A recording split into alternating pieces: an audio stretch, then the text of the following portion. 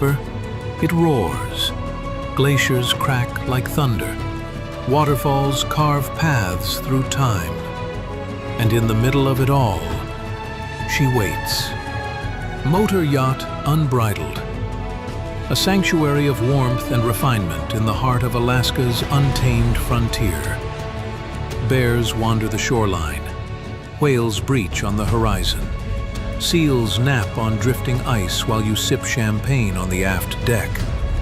This isn't a cruise. It's a calling, and only the bold will answer. Now booking your next unforgettable charter. yachtunbridled.com or through your preferred charter broker. Top of the morning, folks. It's Captain Liam here, Motor Yacht Unbridled, currently in Port Angeles. We've got the lovely pleasure of joining Marién from Puerto Rico. ¿Cómo estás? Bien, ¿y tú? Muy bien, gracias. How are you today? I am good, exhausted, but good. It's, so many time zones dealing with being in the Caribbean and then most of the people being in Europe and you're being somewhere else. So we're all over the place. Yeah. Well, it's but all good, excited to now. be here with you. Thank you very much. All the shows, all the boat shows are starting to come up. There's Cairns, there's Monaco, there's Fort Lauderdale, and goes into Miami, West Palm. How do you, with those shows coming up and with social media such a big presence, how do you kind of manage your time?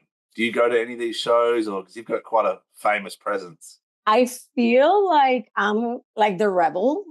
I have never been into any of the yachting boat shows. Obviously, I've been on them as crew because I've been part of them, but I've been in the industry since 2006, was a crew member until 2019, like constantly. And then went to land, hung my skirt and, but still freelance a little bit until 2021. And then completely was like, okay, I'm not going to even renew my STCW. Like there's not going to be a chance of me coming back at sea. Yet still some people are like, oh, you don't even need it. Like, come join us. We're private. I was like, okay, this is crazy.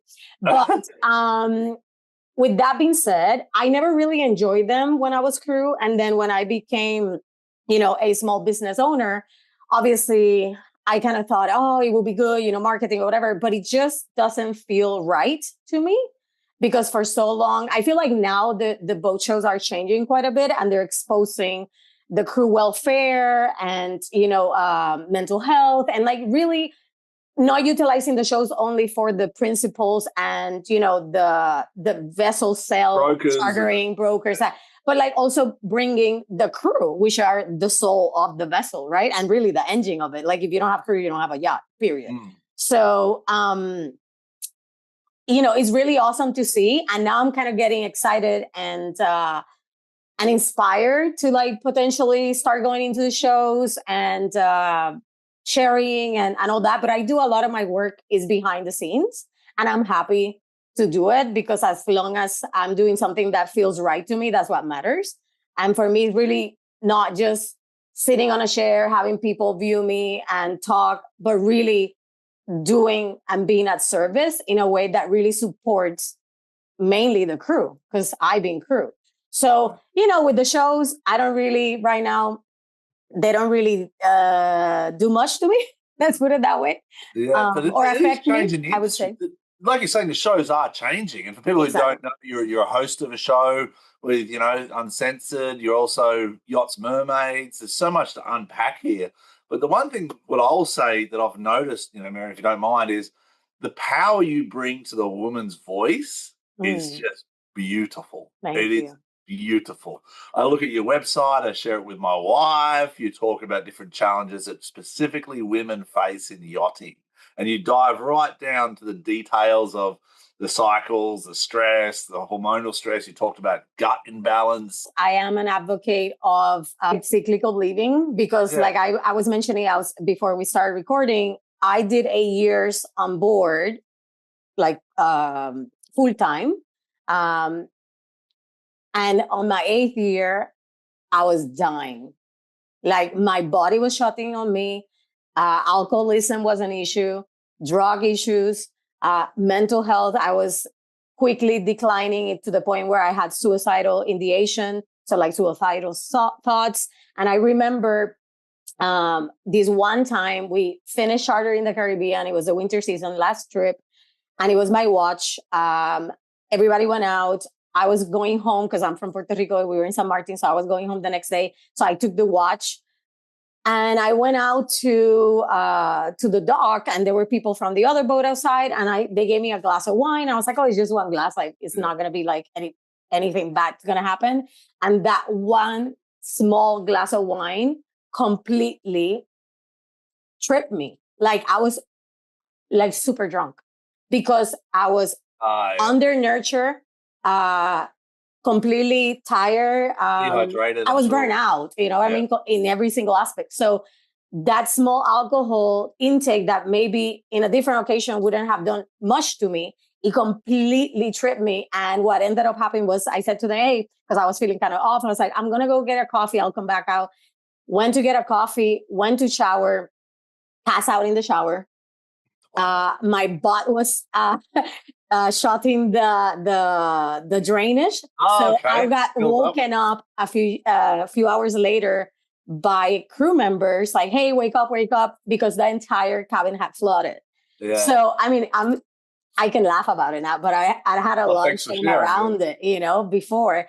And that was like a tipping point for me because, and I remember the next day coming out to the crew mess, and everybody was there, you know, the captain wasn't there, but like chief officer, everybody was there. And everybody was laughing, not to make fun of me, but as like, oh, that was just like a silly thing. Like, it's fine. Yeah. And it really wasn't okay for me because I knew how fucked up I was. Yeah. Mentally, physically, I was like, I'm not okay. Can you guys see this? Like, this is not okay. I put myself in danger. I put yourself in danger. I was on watch. Like, this is not okay in any shape or form. Yeah. So that was the tipping point for me of thinking, I really need to leave and I need to take care of me. Because for 8 years, I've been giving everything to the industry. And I kept giving from a place of not being filled up, you know, my own cup. So, you know, and the 1 month off out of 12 months is not enough, you know. No. So I never been on rotation before. So it was like, literally, you have to wait 11 months, 12 months, and then go 1 month off, you know? Yeah. And it wasn't enough. And then I left, and for 2 years, I regrouped myself, did a lot of healing because I wasn't done with yachting. I was like, I want to come back, you know, but I knew I had to do it differently. And that's when cyclical living, hormones, guts, all these things combined came in. And I talk about this because as a woman, we do face different challenges as men. Our bodies are differently. We have, you know, different physiology. And the fact of the matter is now more than ever, especially with hormones, you know, I'm 41. There are people, women, this is not just young girls in their 20s. Like when I started, I was like 20s. I'm sorry, after 35, your hormones are completely different. And it really does a number on your body and your mental health. So I want to obviously share that so people don't think it's just that your burnout is also physiology and you have to take care of that because it's like a combination of a lot of things. So yeah, I do definitely talk about a lot of things. No, I do appreciate it. I think it's very brave of you. It's very vulnerable. And I'm kind of at that stage in my career now where I've lived so much and I've seen so much, 25 years in yachting all over the world. And it's not fair. It's just not fair the way we treat crew, especially females in this industry where we expect so much. I look at the team that we have on Unbridled and the girls, they're young. And it's like the amount of work they're physically doing.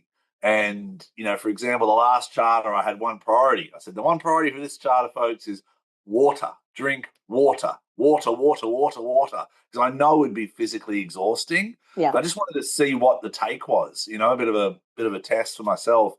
They were all dehydrated. You could tell it. They were all not, where's your water bottle? No, it's downstairs. No, keep the water bottle there.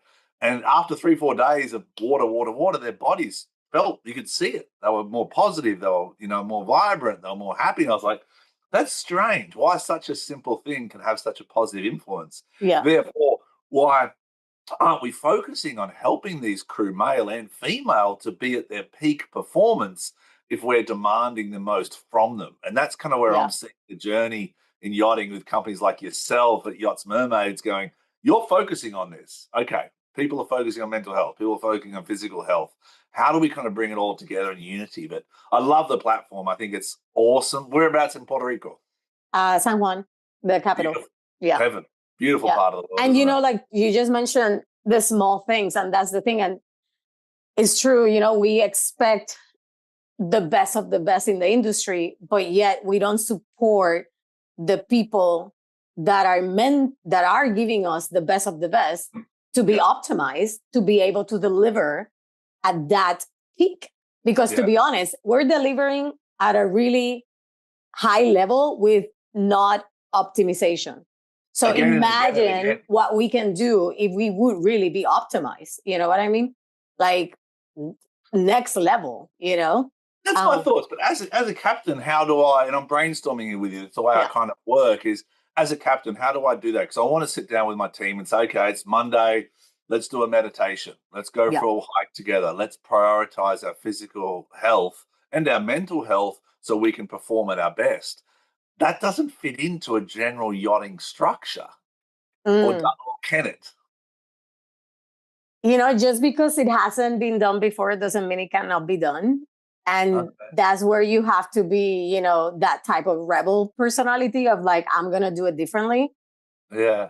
And see how it goes. Like, for example, when I came back after my burnout, I knew that part of the reason why I was struggling so much was because at that stage, I was like mid-30s. And I was going against everything my physiological body as a woman was doing. For example, men have a circadian rhythm, right? Like we all do, obviously. You sleep, you wake up with the sun, you sleep at night. But women also have an infraradian rhythm.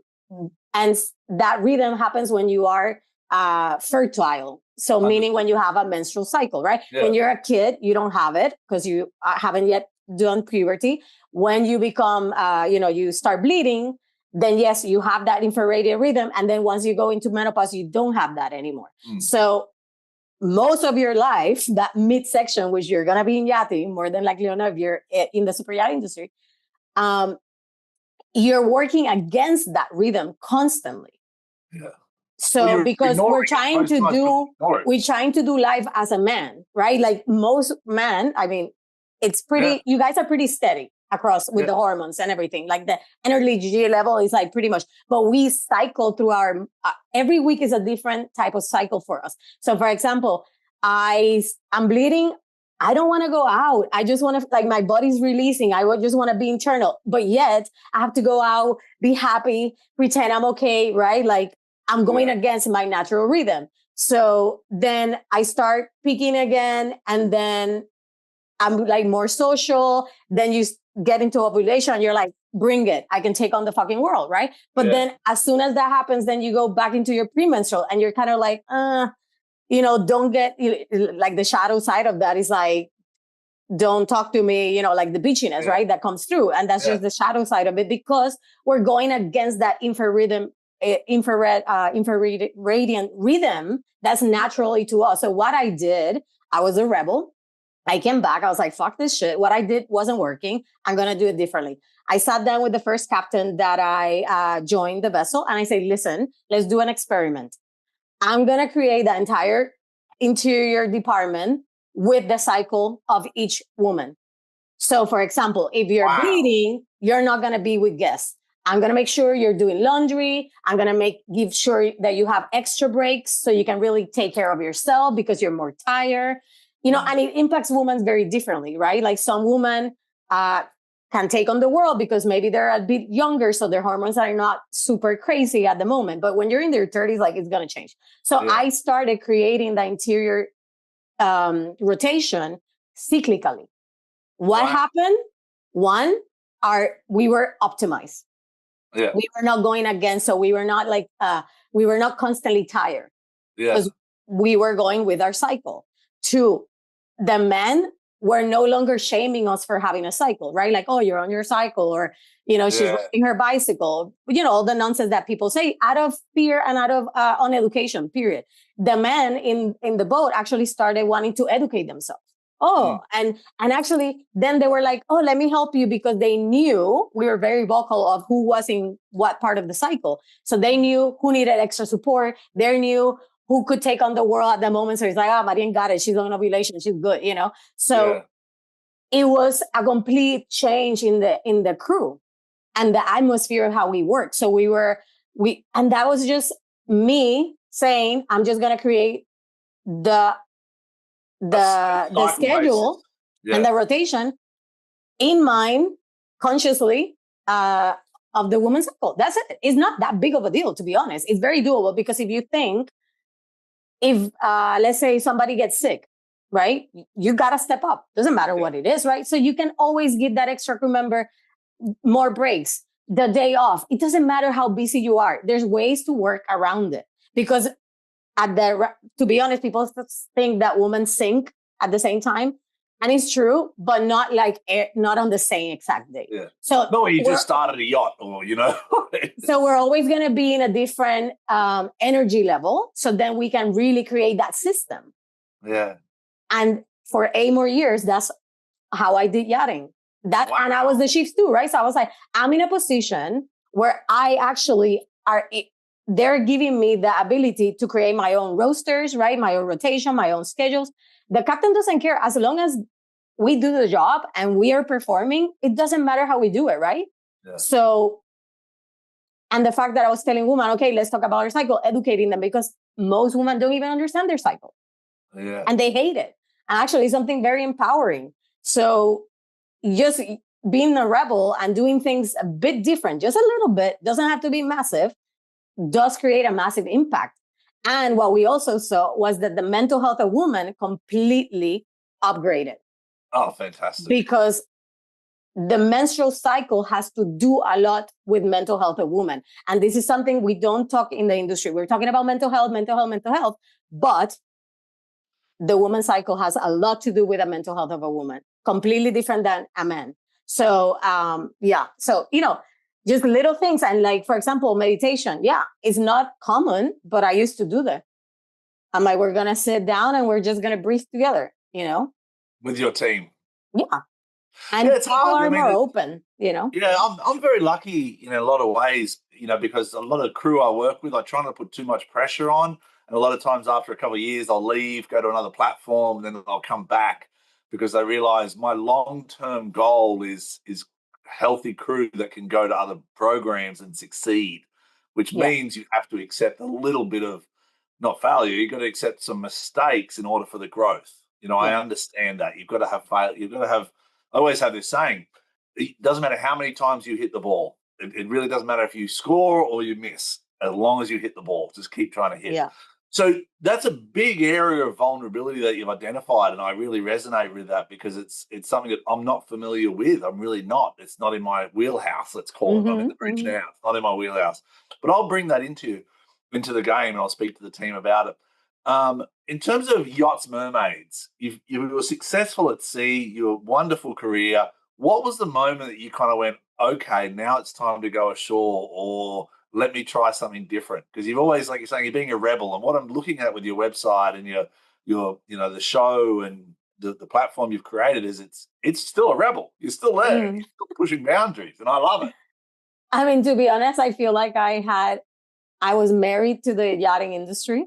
It was a marriage and it was a divorce, and it was a very long, tedious, painful divorce. It took me, I would say, like 10 years of divorcing, of like I want to leave, but that back and forth. And a lot of people think that is because we have the golden handcuffs. And to be honest, money was never the drive for me to come back to the industry.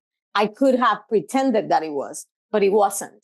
It was an identity crisis as well, because who was I if I wasn't the chief too? Who was I if I wasn't serving? Who was I if I wasn't at sea? I didn't know, because for so long, I just poured everything I had into this industry. My identity became intertwined with the yachting industry. So I had to really dig deep throughout my divorce and reclaim myself at so many levels in order to one day wake up and say, okay, I'm ready. There's fear, but I'm going to walk through the door of basically everybody calling me, hey, can you do the winter season? And I'm like, nope, I'm going to decline every single job opportunity. And by the way, which I don't think I have ever shared this, I had barely any money in my bank account when I made this. I had made a lot of money throughout my career. Thankfully, one of the big moments that I had to leave after 8 years for burnout, I was able to leave and thrive with that money, that I made for those 8 years. And I didn't have to work or, do that. But I always thought, oh, I'm going to have to do that again, create all these savings, create all this in order to leave the yachting industry. And when I left in a completely different way. I didn't have that money, but everything in me was a full body yes, that it was time. I had done enough of the reclaiming of myself that I had my own identity separated from the industry. And I was like, I don't know how this shit's going to work out, how I'm really going to make money. Yeah. But it's going to happen and I got to trust. And I remember, my partner is a captain and he was like, but what's your plan B? I was like, motherfucker, there's no plan B. This is it. Like, we're going, like plan B in the sense it's like, yachting is always going to be there, right? I can always go back to that. But for me, it was like, that's not even an option anymore. Like, I just got to, follow through. And money came. Yeah. Like, wow.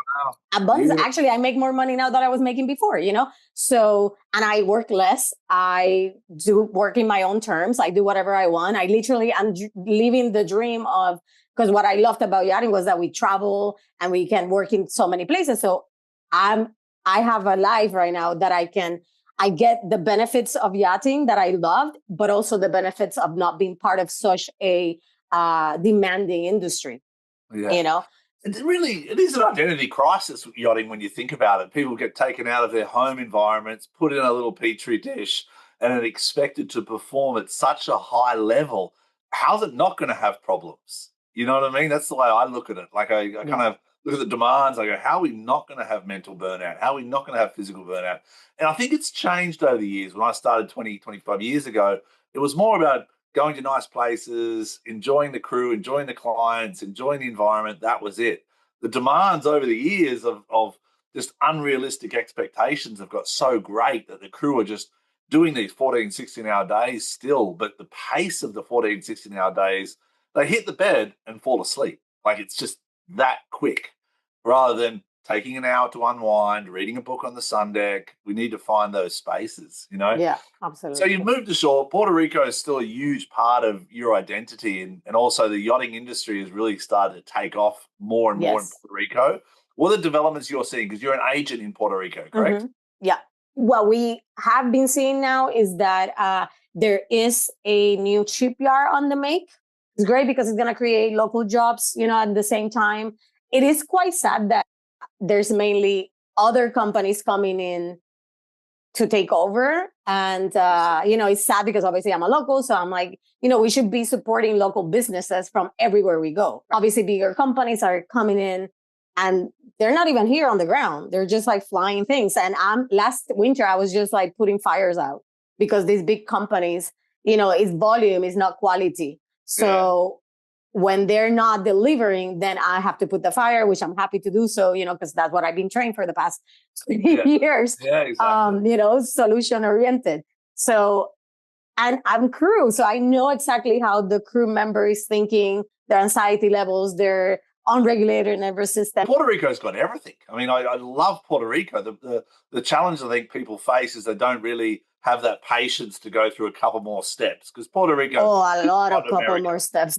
Yeah, I know. And it was like Dominican. I had 15 years in Dominican. Todo es posible, pero un chin complicado. Like, it's all possible. Exactly. But a little bit complicated. Exactly. A little complicated. So when packages arrive, they don't just arrive right at your doorstep on the yacht. They'll go to the office, they'll go to customs, the office, or it'll take a couple of steps to get to you. But no, I think Puerto Rico is unbelievable. I think Dominican Republic's unbelievable. These countries, although you're saying it does have some challenges, geopolitically, I think they're beautiful places in the world that people should be seeing more of from a yachting aspect, rather than the St. Martin or, those places.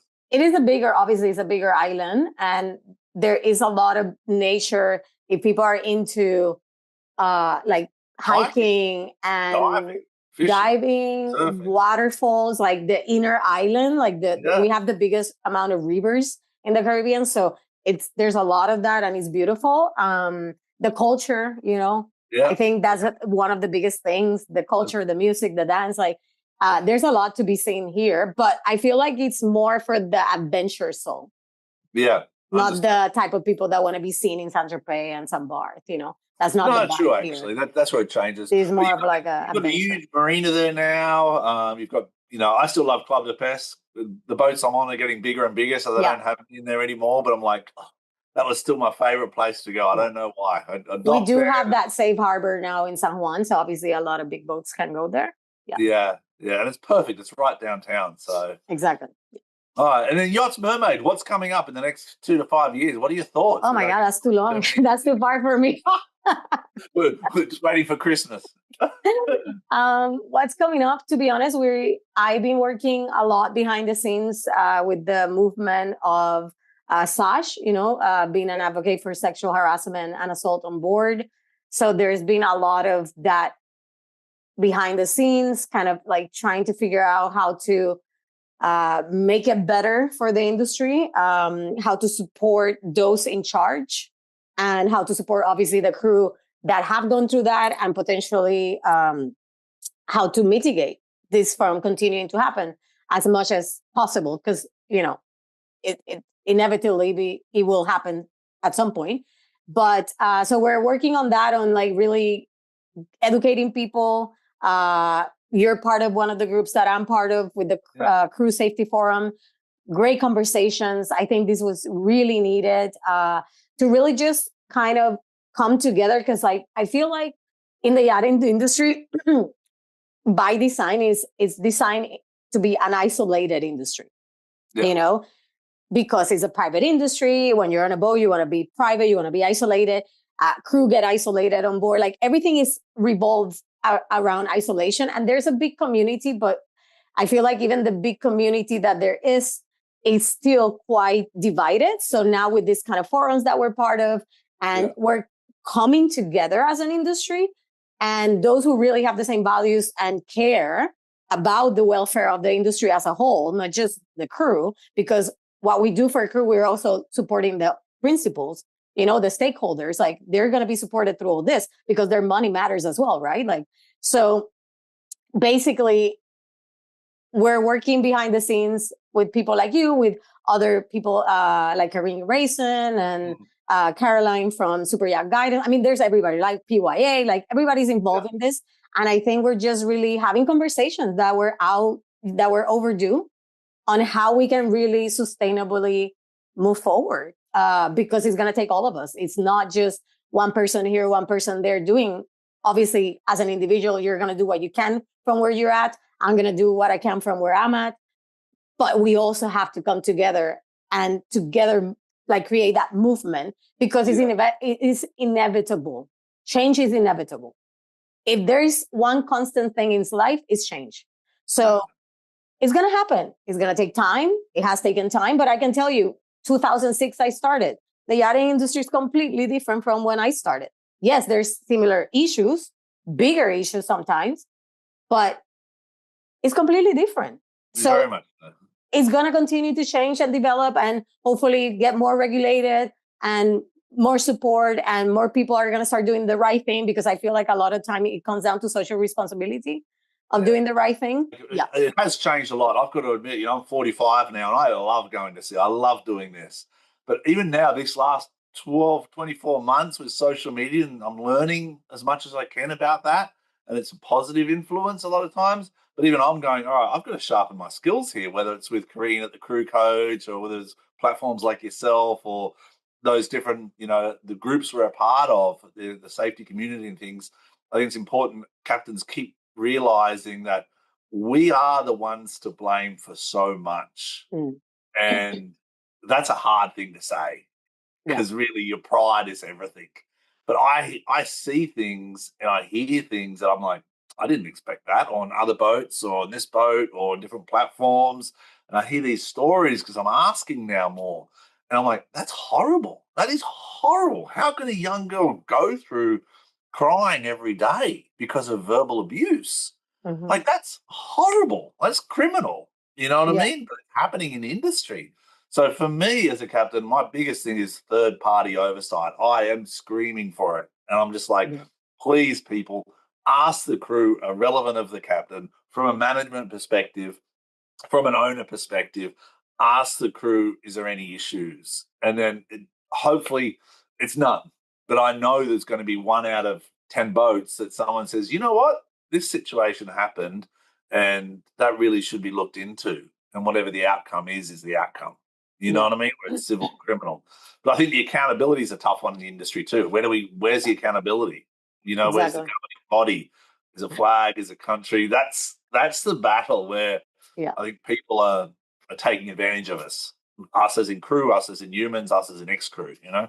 Yeah, absolutely. There's no accountability. And that's why there's a lot of the issues that we have, because what you allow will continue.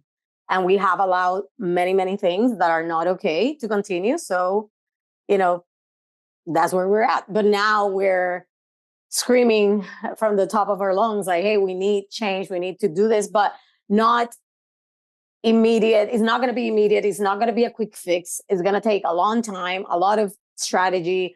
And like you said, a lot of seeds have been planted in you. And now you're questioning, hey, I thought I was doing that right. Can I make it better? Where were my blind spots? Yeah. Okay, well, can I use this? Okay, that didn't work for us. Can I use that? Because a lot of the times captains are horrified about these situations that they're listening to. Oh, that Yeah. never happened on my boat. And to be honest, it happens in all boats to a certain degree, but a lot of captains are not even aware that is happening. Mm. I we just say in our world is, and this sounds wrong, but I just want to be transparent. Our world is dealing with owners, dealing with brokers, dealing with long-term things with the vessel, platforms and programs, and trying to improve and looking after crew. We don't see everything, and then by the time it gets to us, it's filtered. Yeah, exactly. You know what I mean? No, and I want to, like, for example, I have a client and they have a DPA, they have manager, they have everything, right?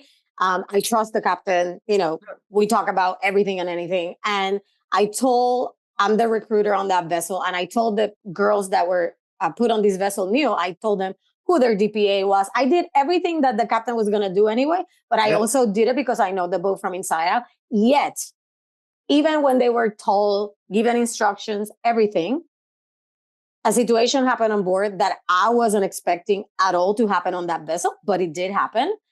And she came to me. So I was happy that she felt safe enough to come to somebody to tell her. When she told me, I immediately was like, okay, we need to tell the captain because he needs to know. This cannot escalate without him knowing. So I told the captain, he spoke with her, and she came back and said, you know what, Marién, thank you for telling the captain, because to be honest, I have issues with authority figures. So even though I was told to talk to the captain, there's open door policy, my own traumas weren't going to allow me to do that. So this is another aspect that we have to look at, right? Yeah, true. All people have different traumas, different things. So this is why I encourage all crew to self-develop. And what does self-development means? To literally look at yourself from the inside out and start working through whatever issues, because we all bring childhood issues, we all have triggers. We all have survival mechanisms, and imagine a bunch of strangers with all these survival mechanisms. I mean, it's a ticking bomb, right? So it's a petri dish. A lot of these miscommunications come only from this. You told me something, my survival mechanism kicked in because it triggered my childhood issue, and now I have an issue with you. When in reality, it had nothing to do with what happened between me and you. It was just a trigger that was going off on me, So self-development. So each person has to self-develop. It's going to take all of us. It's not just going to be having all the things that a boat should have in order to run perfectly. That's part of the equation. It's not the entire image, Exactly. And the goal is positive. The goal's positive to get the results for the client to have a healthy crew. And they go hand in hand. Like you can see a crew when they're unhealthy and negative and they're kind of loping around and not positive. And you can see a healthy crew where they're getting on, they're exercising together or they're doing certain things, they're transparent, and the owners feel that and the clients feel that. And that's the backbone of our industry. But how can people get a hold of you? What's your leaving message for everyone out there? Oh my God. Visit Puerto Rico, learn to dance, learn salsa, bachata, merengue. For me, I think the main message is, educate yourself. Education is power. That's the biggest one, especially when it comes to the legal side of yachting and crew rights and, all that. Education is power. And I think, you shouldn't wait until something bad happens to you to educate yourself. You need to start now to mitigate issues. And also, if you are encountering something, then you have the right tools and information to maneuver it, That's the biggest thing. And that's for everybody, crew, management, everybody has to educate themselves in everything. And you guys can contact me at yachtsmermaids.com. And that's it. Here to support. Thank you for your time. Thank you for being vulnerable. I appreciate it.